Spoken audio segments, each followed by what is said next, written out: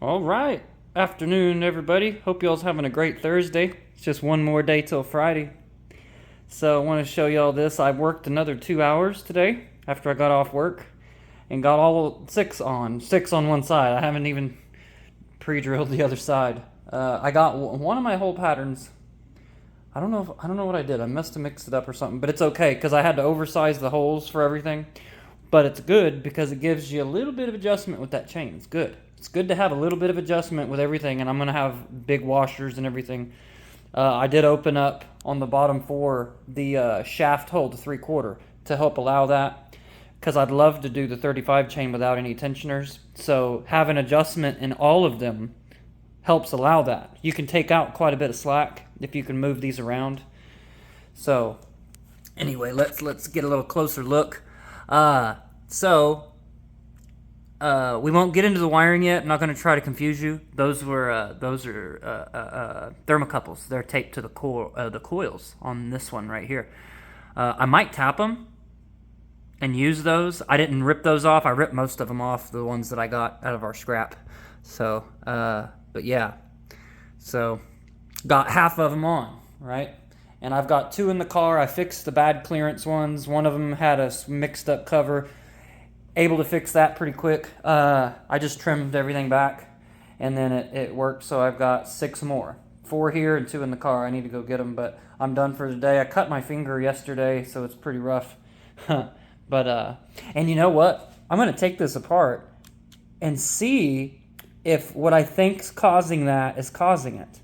I almost wonder if this is such a cheap camera that camera lens itself inside there might be slightly jiggling.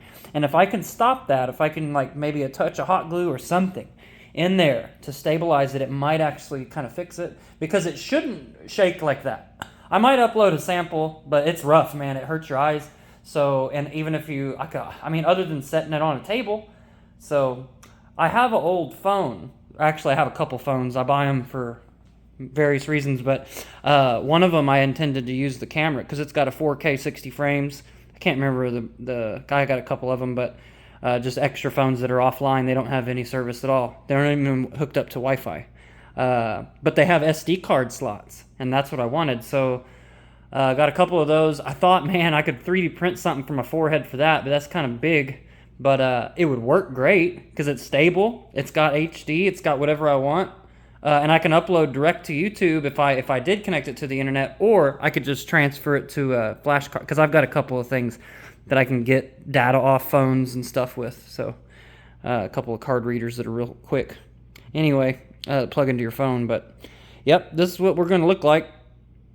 You can find these at a scrapyard.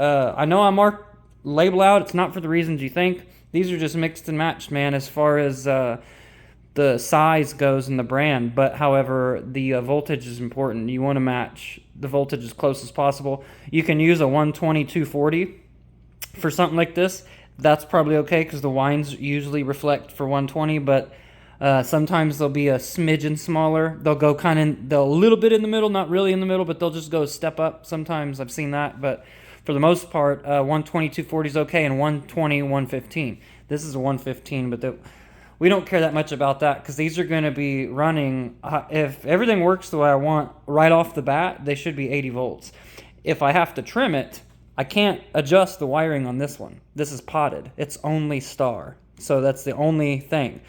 There's a couple of things I could do to lower the voltage. I could drop a phase. There's a few things I could try, but ultimately I'd just leave it alone.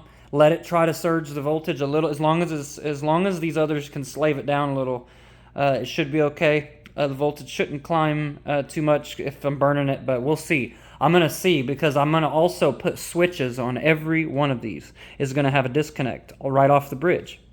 So if something's going wrong, or if one starts smoking one day, say 5 years down the road, for some reason, maybe a rat got in there, maybe the bearing went out on one, and I noticed smoking.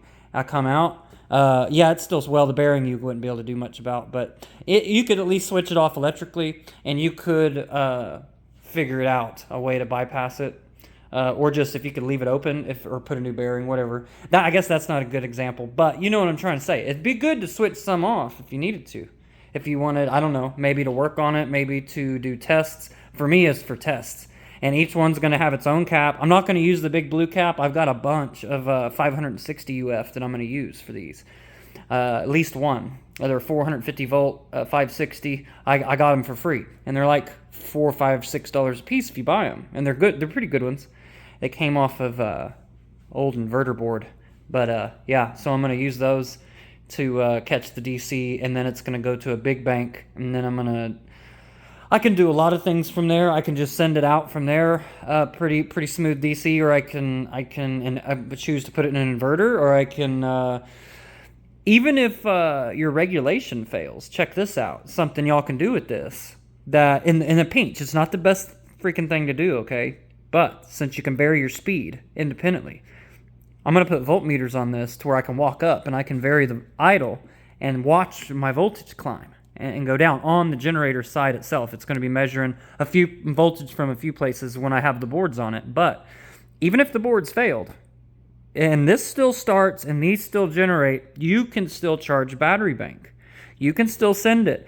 Just lower your speed, get the voltage close, and send it. Your batteries will drag the voltage, it'll lens it, and it'll drag the voltage down. And what'll happen is if it can't maintain voltage on these generators, it'll essentially default to its maximum amperage. So even if it draws it down to say from 24 volts to 10 volts, and the ECM's putting out say 6.1 amps, your wattage just dropped down to, what is that, 60 watts, I guess? If you had 10 volts at 6 amps, is that right?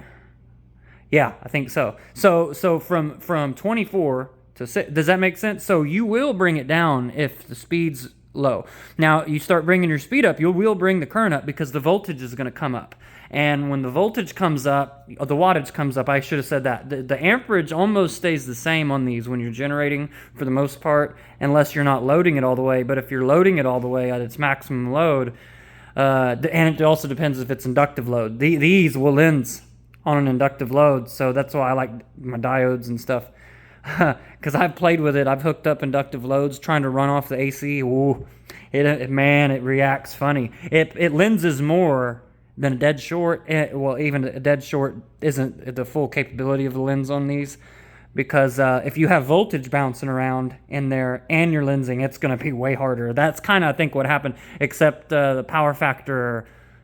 Well, I was just playing. I was hooking random caps up, and I came across what almost I thought was going to grenade it, but it didn't. It just came to an abrupt halt. It had like a severe magnetic braking happened. So be careful with these. You want to, don't do what I do. Some of the stuff I do, I know it can be dangerous, like especially my high speed test on the little Samsung. If you look at that video, that's sitting on the table free. Nothing's holding that, but I understand how momentum is.